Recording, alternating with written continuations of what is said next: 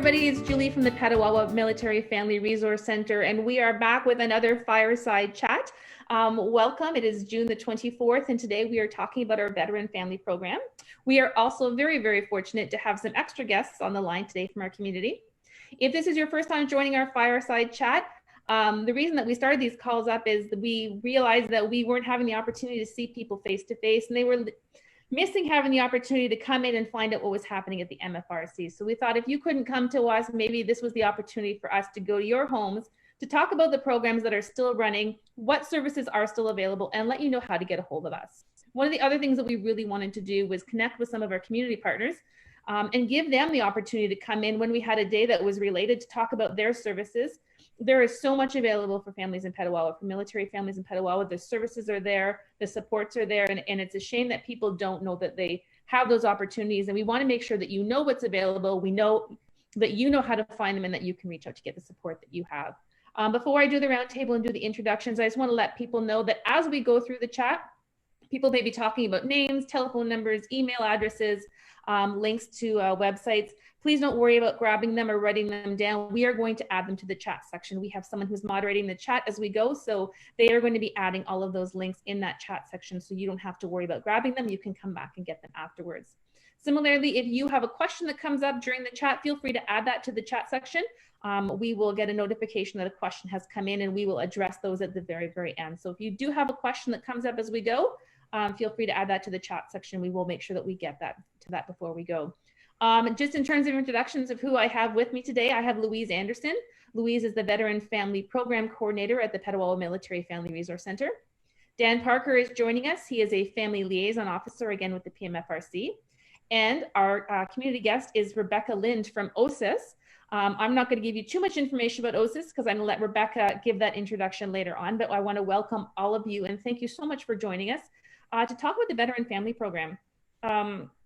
Traditionally, MFRCs have really focused on military families, and that support really, when somebody left the military, they kind of lost that connection to the military community and the MFRC. And the Veteran Family Program was created to make sure that that link could still happen, to make sure that people could still stay attached to the community.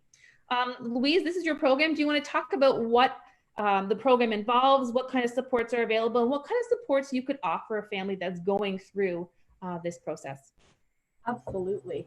The program is available through all 32 MFRCs across the country. We have a Veteran Family Program Coordinator in every MFRC. We are administered through the Canadian Forces Morale and Welfare Service, and we're funded by Veterans Affairs Canada. Started with 7 pilot projects.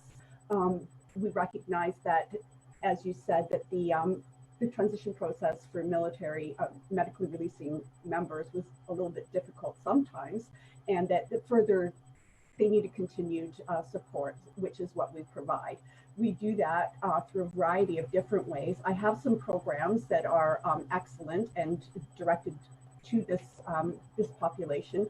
We have operational stress injury resources for caregivers. It's an online learning.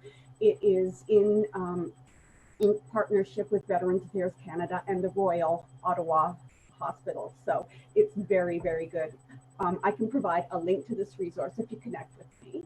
We also have mental health first aid for the veteran community, which is a 2-day classroom type learning to help people to understand different impacts of OSIs, PTSDs, and injuries that soldiers can have that impacts the family, and it teaches you to be able to comfortably have conversations with the soldiers, with the military members. Right now, they're not running, of course, because of COVID, but there is a crisis response virtual training being offered at no cost online. It's a 2-hour session. It's kind of like a mini session. There's one for yourself and one for your teams, which could also be translated into families. I can also provide the link to that. We also have COPE, which is Couples Overcoming PTSD Every Day. This is a workshop. Again, it's going to be on hold for a little while, but it's a workshop it's designed for couples to gain an understanding of post-traumatic stress disorder and how it can impact their relationship and their family. They learn coping skills and insights to help manage living with post-traumatic stress disorder. The amazing part is it's 5 days on site with 5 other couples. It's a very small group, but then there's coaching throughout the next, I believe it's the next year, so that you don't go in and learn and then go home, and as you live your life, you forget, you slide back. You have somebody that's there to help you to reinforce those learnings, and I think that's an amazing thing. We also have the Veteran Family Journal, which is an amazing tool to help you organize your release, all the paperwork. There's so many moving parts. It starts pre-release and moves right to post-release. It has information on all of the different steps. There's a section for the family members as well. It's a binder so that you can put all your paperwork in there. It has a handle so it works as a portfolio. It's a really good piece of kit that people can connect with me to get. We also have the ability to do local programming now, which is new to us, and that's really, really exciting. So if anybody out there has any ideas on what you would like to see, please connect with me, and we'll definitely put that under consideration. Families registered with the Veteran Family Program can continue to connect with the MFRC post-release, which is key. And as you said earlier, that wasn't always the case, but you don't lose your mental health supports. You don't lose your childcare. You continue to be a priority with the Military Family Resource Center. And I can help with advocacy. I can help to do a release plan. I can help with referrals to local resources. I can do the footwork for you when you need things, rather than trying to manage your release and then do all of the research for things that you and your family might need. I can help with that too. Something that I really like. I think one of the advantages is this is something you're immersed in all the time. So you have a better idea of the process versus someone who's just stepping in and they're starting. You might have the answers to save them a bit of legwork. Just to take a step back, the program is for medically releasing members, yep. Medically released members and their families. And it doesn't matter whether your medical release happened a month ago or 5 years ago or 10 years ago. Louise is still there as a resource, and you can still reach out and get her. And I mean, I think you're one of the benefits. You're the core of that program. If somebody wants to come in and they want to ask those questions, or if they're looking just for someone who can point them in the right direction, or maybe just sort of get them back to the information they need, Louise is definitely there, and she's excellent about that. So you can reach out to her, and we are going to add her contact information below so you can get a hold of her. Just one more point that I want to make on that, because it's not always the case, is that if you are no longer with your medically released partner, you can still access help through me if the issues that you're dealing with are due to the medical release process and the family members as well. So that's a really important piece. That's definitely an important piece. Thank you, Louise. I appreciate that. Dan, a lot of the work that you do is with families who are going through the medically releasing process. So you deal with families in this situation a lot. Can you talk about some of the pressures and some of the changes that a family is going through as they go through this release process from the military, and maybe some of the supports that you can provide as a family liaison officer?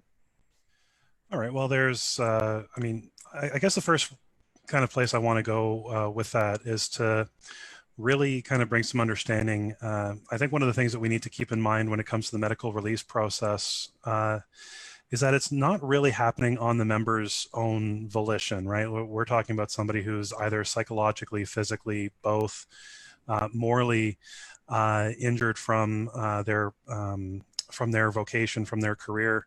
And so it can be a really straining process to go through this kind of involuntarily to a certain degree. And so when he or she is not able to meet the obligations of their career, it can kind of bring in that sense of shame that the rest of the family can start to experience as well. And, don't want to generalize too much, but that sense of uncertainty about how the transition process is going to go, how long is it going to take, what benefits am I going to maintain, how long are those benefits going to be around for, thinking about some of the stuff that Louise was saying and making sure that, we are accessing these resources early. And that's one of the ways that the flows can really help out, is by being able to provide some of that direction to the right people. I mean, we're there for the mental health and family relationship support. I do a lot of couples work in that regard, and so helping to make sure that we're kind of helping to reorient through this extremely disorienting experience. And I think one of the biggest things I try to focus on when it comes to working with families is helping to create an environment that is supportive, open, honest, and engaging. It can be really difficult to keep that going, if it was even going at all. For some folks who are leaving the military, this might be the first time that they're meaningfully engaging with their family. And so there again, we have that additional pieces of, I use the term disorienting, because how do I do this? How do I hang out with my teenage son or daughter or whomever, my adult kids? I've never really been part of that. And so it can just kind of add that kind of confusion and frustration. And what we try to do, and I was having this conversation actually with Rhonda Miller and CJ Cote, the other two flows here in Petawawa, and even Chris Quigley, actually, our family advocacy coordinator.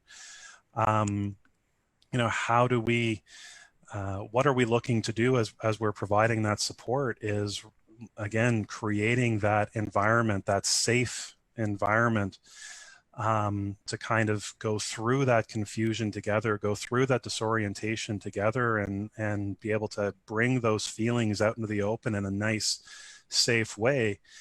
And then, I mean, even thinking about it right now, here, let's try to do all this during a global pandemic. Yay.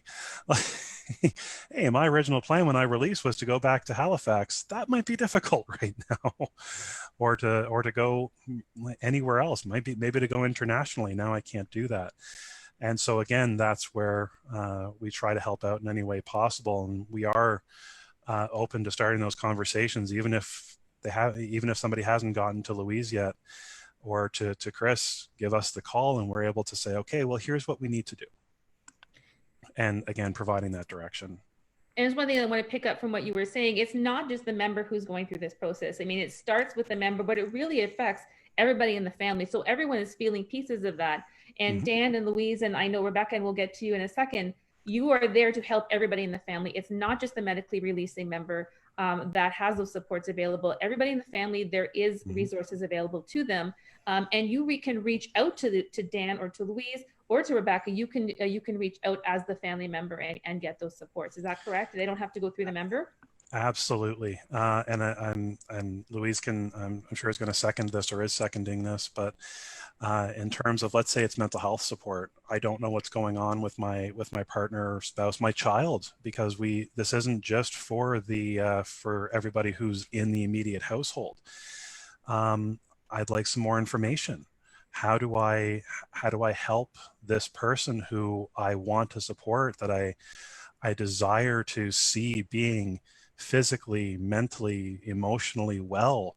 How do I help them go through this? And so, yeah, by reaching out, no matter what stage an individual is at through this process, reach out and start that process. Earlier the better, because the longer it's festering, and we know this in terms of mental health, if you're experiencing the symptoms of depression, anxiety, PTSD, and OSI, the longer that you're kind of sitting on it, the harder it is to start diving into that process.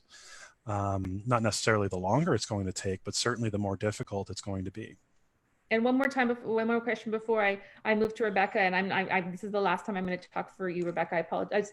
If somebody wants to reach out to you and they want that to be confidential, if you are a family member and they want to reach out to you, Louise or Dan or Rebecca, and they want that to be confidential, they don't want anybody else to know that they are reaching out for that assistance, that is available, is it not? You can 100%. Reach out and it doesn't have to go out. Member doesn't have to know that you're getting that assistance. Absolutely. Exactly. They can, so I know the Flow's contact information is available on CAF Connection for our emails, as well as, our local numbers, and all that's going to be posted below, which is fantastic. But no, as soon as somebody calls in, if they don't even necessarily have to say, I don't want my husband, I don't want my kid, I don't want my mom to know that I'm making this call. all good. So don't let that be a barrier for you. If you are Yeah. concerned, reach out and make that call, and we can give you that assistance. That is not a concern. That is not a reason. That is not a. Don't let that be the one reason that you don't call, get the support that you need. Rebecca, welcome from OSISS. Can you tell us a little bit about what OSISS is and what kind of supports that you can provide? Absolutely. It's really great to be here. It's kind of nice to see everybody's faces after a couple months working from home. So thank you again. So OSISS, this is another acronym, and I apologize for that. Operational Stress Injury Social Support. So what is OSISS? It is a joint D&D and VAC program. What that means is that we get funding from both Department of National Defense and Veterans Affairs Canada. We're a national peer support program. We have coordinators and trained volunteers all across the country ready to help support people, and who that falls under, who can access our services. We support serving soldiers, veterans, and their families who are coping with an operational stress injury. And I'll get into what an operational stress injury is a little bit later. There's no diagnosis necessary. And one of the stars on the top of the Christmas tree for OSISS is that it's confidential. So absolutely everything is kept confidential in between the volunteers and the peers, as well as the coordinators. Certainly we're bound by the same confidentiality rules as the medical community and mental health community as well. So what is an OSI? An OSI is an operational stress injury, any persistent psychological difficulty resulting from operational duties by a military member. It's not a legal term and it is not a diagnosis, but it's more of an umbrella term to be able to describe a range of experiences and behaviors, and in some cases diagnosis, that a military member might experience either while in service or outside of service and transitioning as well. So these OSIs that we talk about, they don't necessarily have to happen outside of the wire. A lot of the times we think about someone being injured and we think about, domestic, or not, sorry, not domestic, we think about international operations. And it's important to decipher that OSIs can happen training and also in domestic operations as well. So basically, anytime a military member is on the clock, it is a possibility that they would suffer from an OSI.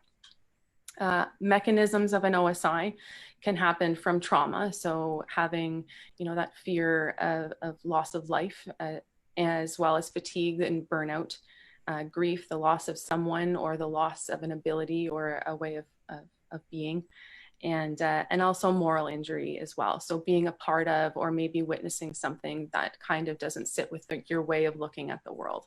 So a soldier or a veteran can kind of see one or any combination of those mechanisms in some of their OSIs, and we help support the soldiers as well.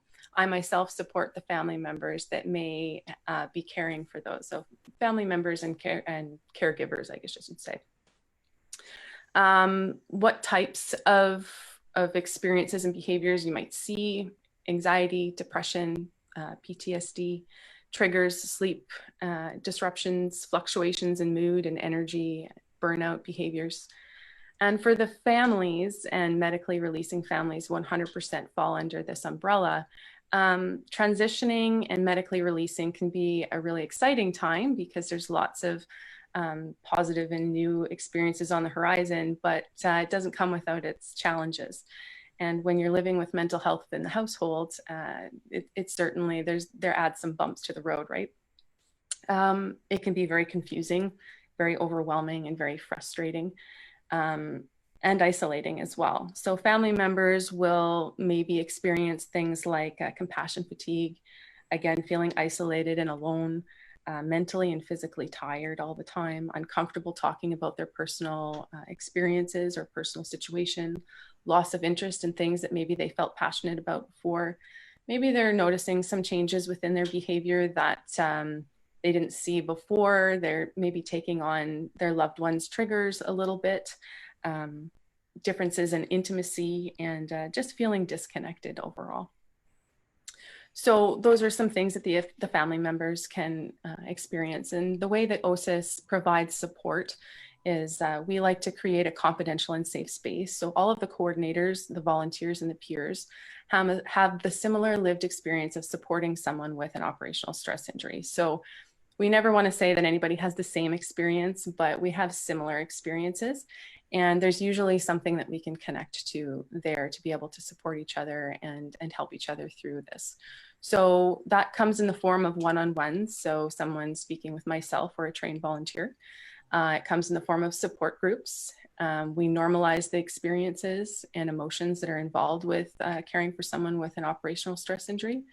Connect the peers to others that have similar life experiences as well, if that's something that they're interested in. We provide psychoeducation on relevant topics. Often we have guest speakers come into our support groups. Types of topics that we like to talk about are self-care, self-compassion, codependency, boundaries, communication tips and tricks. And often we give a lot of information about community resources and supports as well. So we want to make sure that our peers are connected, and whatever they might be dealing with, that we have a resource to be able to give to them too. When families are going through something, they kind of feel like they're alone, and they don't it's the first time that you've gone through this, so you don't know if it's normal, if this is something that other people are experiencing. So having that peer to go to and say, you know what, I get it, I understand, you're not alone, that makes a big difference because it's someone who's walked that path before. Absolutely. And sometimes it just takes somebody saying, you know, like, oh, I know this really sucks, but I'm here with you and we're going to get through this. And you know, I had a path to healing and thriving, and it may not look the exact same as your path, but we'll help you get there. Nice to know someone's just been on the path before, and then they've gotten there, or they've gotten further down than from where you've gotten. As everyone's talking, everyone's talking about like the stress of uncertainty and not knowing. This is the first time that you've gone through this process. And I think Dan mentioned this earlier, we're compounding with the fact that everybody doesn't really know what's going on because there's all sorts of changes. So some people out there, they've been coping fine all the way along, and this is just one more step. It was just one step extra, and now they need the support, but maybe they hadn't before. It's not too late to reach out. You can still reach out to these people, and they can still help you and get you the assistance you need. It's not like, okay, I was fine before. The situation's changed. Those supports are still there. Thank you, Rebecca. I appreciate that. We've also been talking about the fact that the entire family is involved, and I think sometimes as a spouse, you're a little bit far back, so you don't necessarily understand the acronyms, and there's a lot going on, and you sort of feel like you're one step removed from the process. So it's a little bit harder to assist because you don't necessarily think that you know the ins and outs. Louise, you've got a workshop coming up that's sort of tied into this. Can you tell us a little bit about it? Yeah, it's a video series, and it's designed to provide families of medically releasing military members with information to help try to demystify the 3B release process. I'm really excited about this because it's the first time that we're going to be doing something local and on our own and not national. So in the video, the first one, I'm going to be joined by a family liaison officer, and we're going to be talking about the emotional impact of the release process on the soldier and the family, because the soldier's not alone in this. It's impacting everybody. And I'm pretty excited. Like I said, the first video is going to be on June the 30th at 11 o'clock, and it's going to be on our Facebook page. You can register by going to our CAF Connection website, cafconnection.ca/Petawawa, and look for the calendar of events, and there's a registration form there. And then the next video is going to be talking with a member of the CAF transition team. That's really exciting too, because they have such a robust program. So they're going to be talking about some of the things that they can do to help the members understand as well, because their service is also not only for the members, it's for the families too. So just getting those pieces of information out there kind of helps everybody gel as a family and support each other through the process. So I think in all these places we talked about the supporting the member, but the support is there for the families from all of these organizations. So if you are a family member, check those comment section, reach out to Rebecca, reach out to Dan and the flows, reach out to Louise. Or if you reach out to one and the other one's better, we will get you there. We will give you that handoff, and we will make sure that you're getting the support that you need. Absolutely. Louise, for the Veteran Family Program, when should someone contact you? Do they have to be medically released, or can they get it to you ahead of time? As soon as they know that they're going to be medically released. They don't even have to have a date. Come and see me, and I can give you the binder, and that's your first step in your organization process. And then we can make referrals. We can talk about what you need, what you're concerned about. Do you have housing? How are you going to find housing? Are you staying here? Are you, if you're the Veteran Family Program Coordinator in the area that you're going to, so that they know that you're coming. If you want them to connect with you, I can give them I can give the VFPC, the Veteran Family Program Coordinator in that area, your contact information and a date, so that they can connect with you in case, you know, you forget or things are you're not thinking about it because there's so many moving parts, and they can help you to connect to resources in that area. Rebecca, I know that OSISS is also a national program, and we are putting the website for the national program in the comments. So if someone is in Petawawa and they are going somewhere else, or if you're watching this video and you don't live in Petawawa, there are OSISS people across Canada? Absolutely. So in most major military bases and in cities, there are OSISS coordinators and volunteers ready to help support at that time. I have the capability of being able to contact them either on that peer's behalf or being able to give them that information as well. So often the coordinator in that area, it's a great first point of contact if they're moving either after their service or even just getting posted. They're connected to a lot of the services in the community. So they know where the VAC office is, they know, you know, where an OSI clinic might be, or how to get mental health help, or all of the resources within the area to get connected. So it's an excellent place to contact the OSISS office to be able to be connected into the community as well. While I have everybody, I don't think we have any questions coming yet, but before we go, I'd like to sort of talk, because we've got all these experts here. If you had one piece of advice to give to a family member or someone who's starting that medical release process, what's the piece of advice that you want to give them? Let's start with Louise. As soon as you know that you're going to be released, reach out. There is no wrong door. So if you reach out to someone in the MFRC, even just in a casual conversation saying, hey, you know, this is happening, I'm a little bit worried about it, someone can direct you to me. So there is no wrong door. If you're calling and you don't get a person, leave a message. We will respond very quickly. We're very responsive, and reach out, and there's no wrong door. And they connected to you as they want. They can choose what that relationship is. Absolutely. Oh, yes. There's no requirement. It's the intake form is like a 5-minute form. It's tombstone information. It is not intrusive. You can tell me what I don't need to know, why you're releasing. It's just really more for statistical purposes, and then I can make the referrals. Perfect. Dan, what would be your best piece of advice for a member or family going through this? This kind of goes back to what I was saying earlier, but being open and honest about your feelings and experiences, whether it's with us who are professionals, with family, with friends, those who you're still connected with within the military. This is a difficult experience, even with having all of these new programs and resources.